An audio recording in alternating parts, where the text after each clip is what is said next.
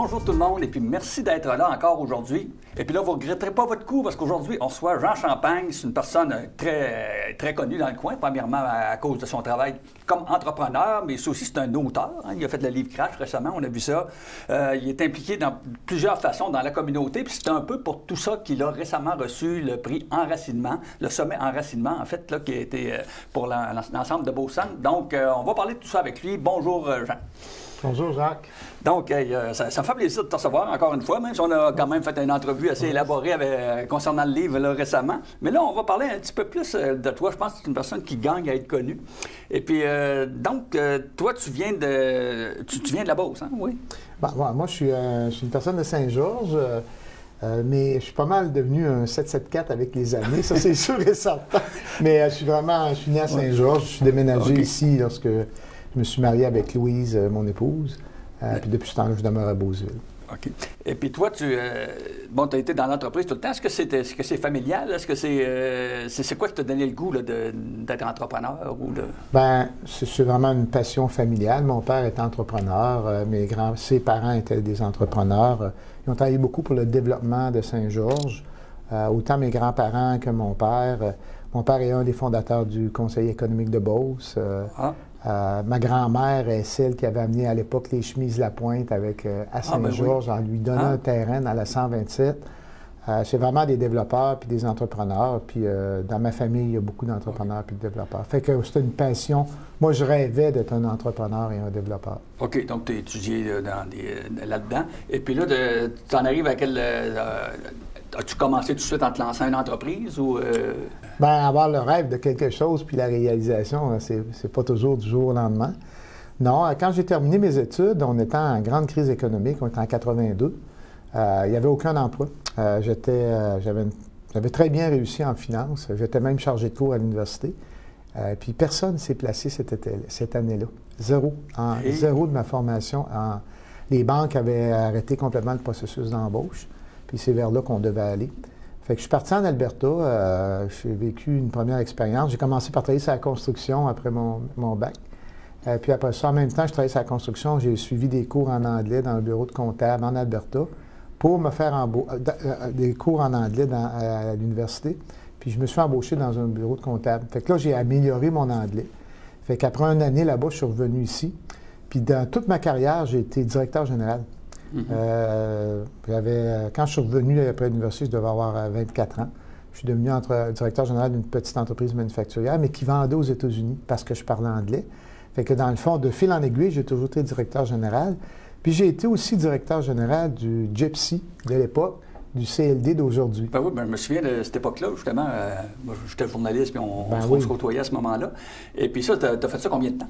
Bien, dans le fond, j'ai été commissaire industriel, qu'on appelait à l'époque au Gypsy, pendant 2 ans et demi. Fait que finalement, par la suite, j'ai lancé une entreprise très innovatrice avec la famille Dutil et M. Raymond Gilbert dans les bicyclettes automatiques, le DAD, le fameux dérailleur automatique, qu'on a vendu un peu partout dans le monde, mais qui n'a pas été un succès suffisant pour que l'entreprise perdure. Fait que là, j'ai été quelques années dans ce domaine-là. Puis par la suite, je suis retourné directeur général dans une entreprise de portes et fenêtres. Puis de cette entreprise de portes et fenêtres-là, moi puis mon associé de l'époque, Éric Gilbert, on a démarré une entreprise qui s'appelait Résiver, ici à Beauceville, avec une petite usine qui est maintenant Stécor. Puis ce Résiver-là a été l'entreprise de mes rêves et l'entreprise de ma carrière. OK. Donc, quand on dit qu'il est Stécor, c'est les locaux qui sont devenus Stécor, mais Résiver, lui, avait déménagé dans le parc industriel à l'époque. On a démarré dans la bâtisse actuelle de Stécor, l'ancien, pour les plus vieux, Louis-Jacques Landry de Beauceville. Puis par la suite, après quelques années de croissance rapide, on est déménagé dans l'ancienne usine d'Interglobe, qui est toujours le siège social de Porte Patio Novatec maintenant.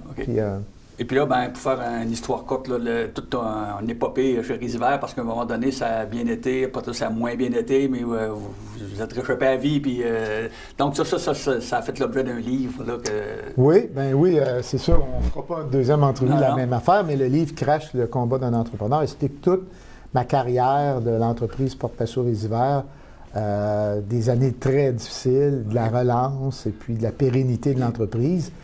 Puis après ça, je suis sorti de l'entreprise pour une retraite. C'est ça. Mais ce livre-là, sans trop en parler longtemps, mais ce livre-là, c'est pourquoi tu fais ça? Tu décides de faire un livre là-dessus? Tu n'es pas un auteur au départ? Non, puis je pensais pas faire de livre dans ma vie. Ça faisait pas partie de mes projets du tout. Mais à l'époque, des années difficiles, personne ne croyait que l'entreprise pourrait continuer.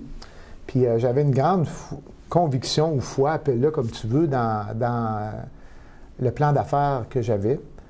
Puis j'avais une très bonne équipe. Fait qu'ensemble, on a sauvé l'entreprise. Puis par la suite, ceux qui disaient qu'il ne réussira pas, bien, ce sont ceux qui m'ont demandé de donner des conférences. OK. Donner des conférences au monde bancaire, principalement au monde bancaire de capital de risque. Parce que ceux qui avaient pensé tout perdre avec mon entreprise et moi ont fait quand même un beau succès. Puis là, ils ont dit, Jean, viens nous expliquer c'était quoi la recette.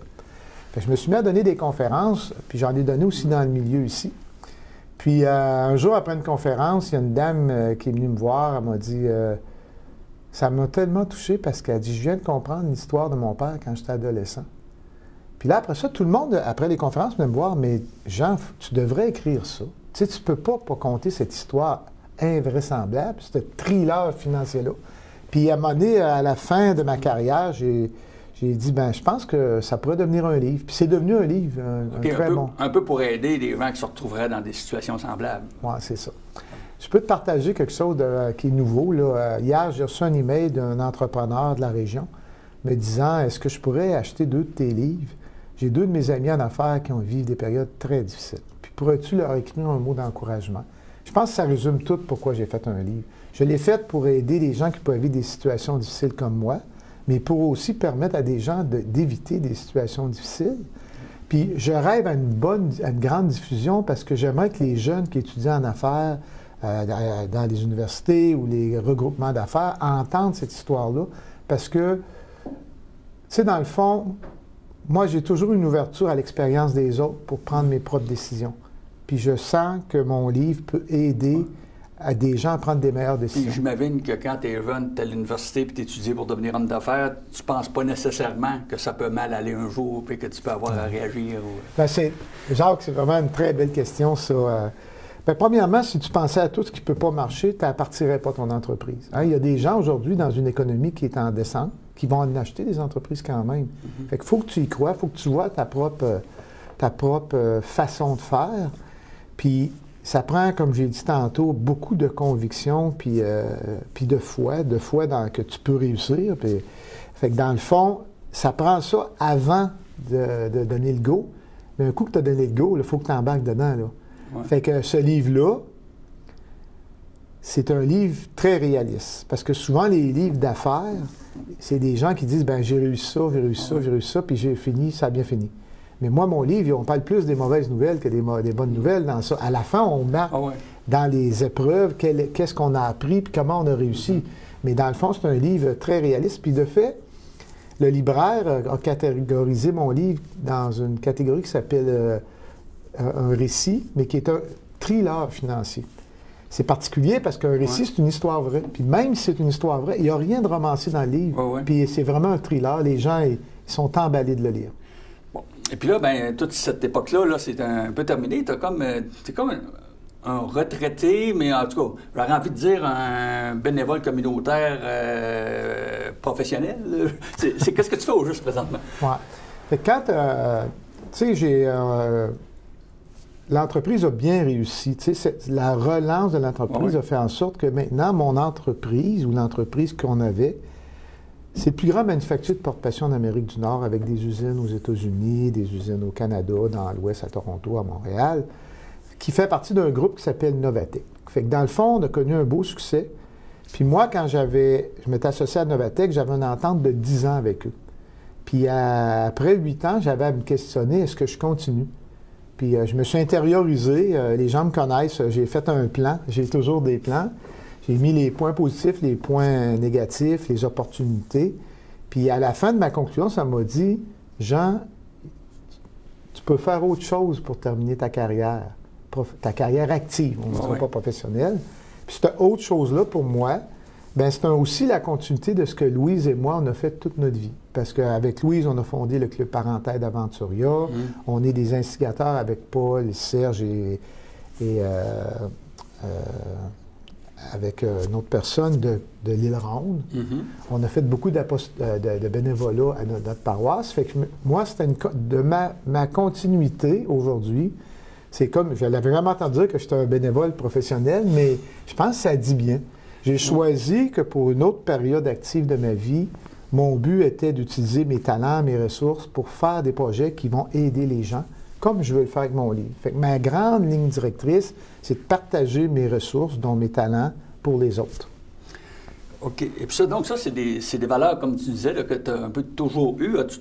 Quand on dit toujours, c'est-tu, même dans tes premiers temps, déjà, t'impliquais-tu déjà dans ta communauté ou bien c'est-tu quelque chose qui est venu un peu plus tard dans... Bien, le bénévolat ou l'aide aux gens qui ont besoin, c'est vraiment une culture familiale chez moi et chez mon épouse aussi. OK.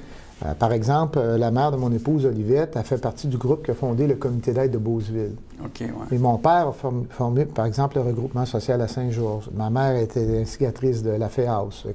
Puis mes parents nous ont toujours montré aux enfants qu'on pouvait avoir quelqu'un de plus à la table. À Noël, il y avait toujours une personne qui venait, qui n'était pas de notre famille. Ils ont toujours montré que c'était important de partager. Puis c'est en lien avec nos valeurs chrétiennes, mais la foi dans ma famille, c'était une foi plus d'action. Fait que moi, je suis un homme d'action. Dans le fond, je veux mettre en action mes valeurs. Fait que ça vient de la famille.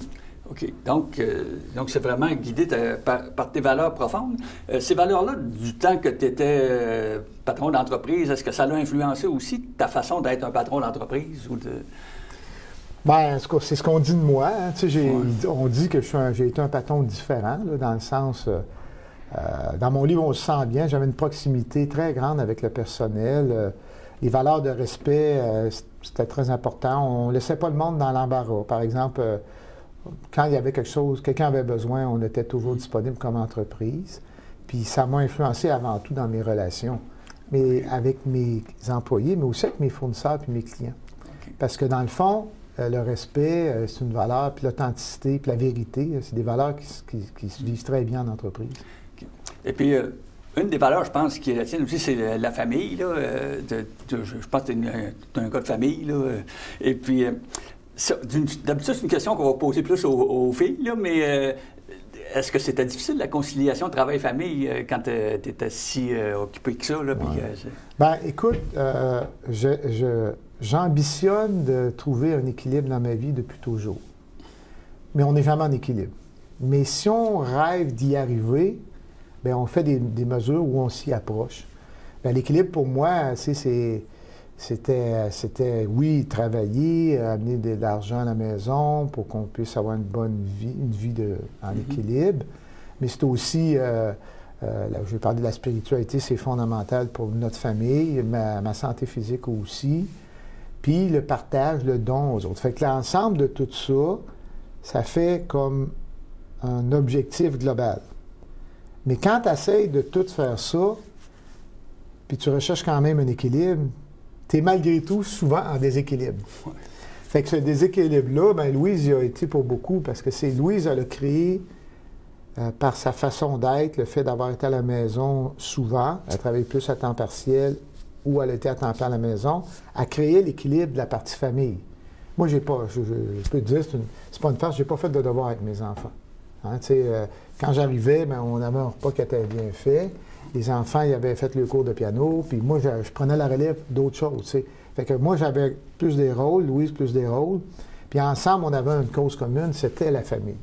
Fait que je pense qu'on a quand même une disponibilité, je vais parler de moi, j'ai quand même une disponibilité convenable avec les enfants, avec Louise aussi, mais par bout, on était en déséquilibre. Puis, comme je te dis, Louise, j'ai été pour beaucoup dans mon équilibre familial.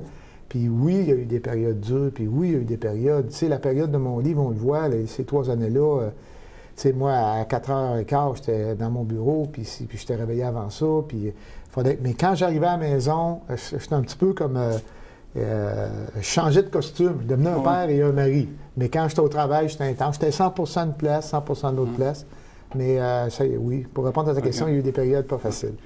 Et puis là, le sommet qu'on t'a décerné, le sommet enracinement, c'est vraiment c'est pour ton implication. Tu sais, donc, c'est un peu pour toi la façon que tu es, ça a rapport avec tes valeurs. Là. Donc, ton implication sociale, même dans le domaine spirituel, comme on disait tantôt. Qu'est-ce que ça fait de recevoir ça? Est-ce que c'est un... C'est pas quand même la même chose qu'un prix là, où on va juste te féliciter parce que tu as réussi à faire de l'argent. Oui.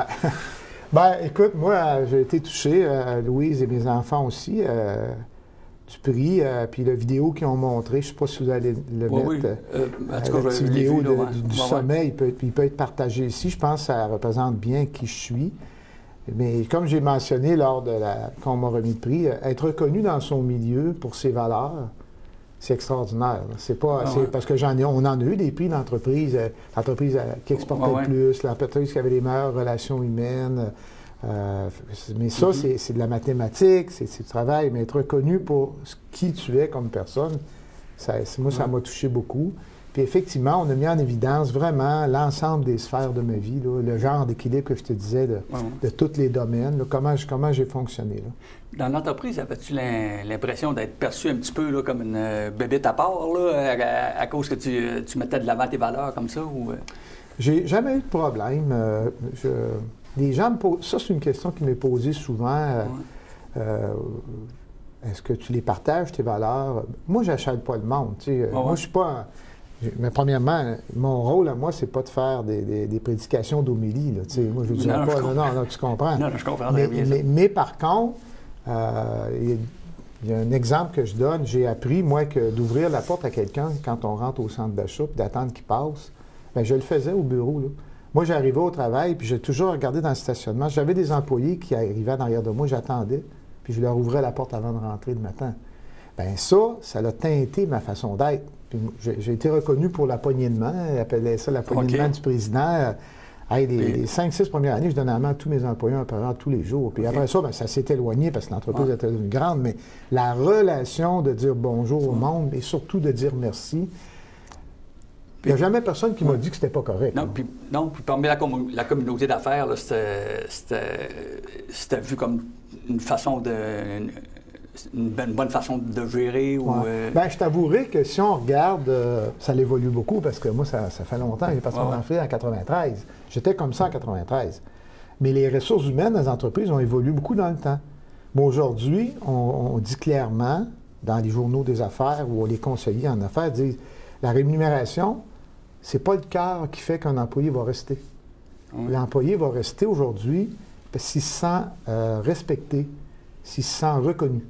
Fait que moi, ce talent-là de respecter et reconnaître les gens, je l'ai toujours fait. Fait que j'étais comme à la mode de ce qui est aujourd'hui. OK. Bon, est-ce que mon milieu m'a dit ouais, ça se peut pas? Bien, dans mon livre, c'est sûr que quand ça allait mal, les gens m'ont traité que je serais peut-être mieux d'être un travailleur social qu'un entrepreneur. Et ils voulaient ma tête dans mon entreprise. Mais finalement, ces gens-là, à la fin, m'ont dit on ne pensait pas que tu étais un entrepreneur comme ça. Fait que c'est sûr que ça peut... Tu peux avoir l'air faible. Tantôt, tu as dit que c'est un peu une question féminine, là. Bien, ça, c'est un peu une question d'une personne qui est faible quand tu as des problèmes avec les banques ou dans la finance. Mais moi, c'était ma force, c'était pas ma faiblesse. Même les banquiers ont reconnu avec le temps que ma façon d'être, c'était ma force et non ma faiblesse.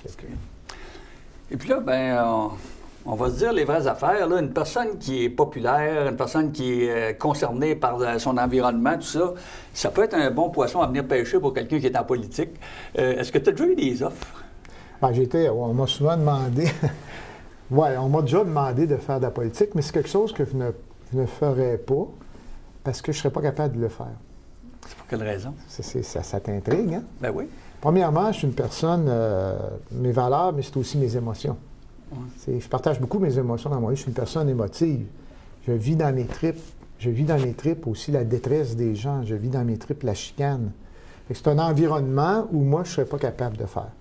Par contre, d'aider des politiciens, d'aider une municipalité, d'aider un organisme, vous savez, ça, c'est une grande partie de... Parce que si on parlerait des projets communautaires, bien, les gens ils vont comprendre que moi, je suis un helper de la ville de Beauceville. Mais peu importe qui est maire, on comprend, peu importe qui est échevin, peu importe qui est DG. Moi, je suis en relation avec... la partisanerie, là. Non, moi, ça fait 25 ans que je fais des projets pour essayer que Beauceville en profite, ou la MRC, ou plus grand maintenant, avec Cultiver Partager. C'est un projet de toute Chaudière-Appalaches. Mais dans le fond, je suis comme quelqu'un qui ne coûte rien, qui peut aider des organisations à mettre sur place des beaux projets. Eh bien, c'est super tout ça. On te remercie énormément d'être venu nous voir et je pense que tu n'as pas besoin de faire de politique pour être utile à ta communauté. Je étais en train de le prouver de façon, de façon très claire. Donc, merci d'être venu, puis sans doute qu'on aura à se reparler à un moment donné parce que tu es impliqué dans tellement de choses qu'on n'a pas le choix. On a des bonnes nouvelles partout dans ce sur quoi on travaille. Merci, Jacques. Ouais. Merci beaucoup. Eh bien voilà, c'était notre émission pour cette semaine. J'espère que vous l'avez apprécié. En tout cas, moi, je l'ai très bien apprécié. Puis je suis convaincu qu'on va réussir à inviter encore d'autres personnes que vous allez aimer connaître et puis dont vous allez aimer connaître les réalisations au cours des prochaines semaines. À la prochaine.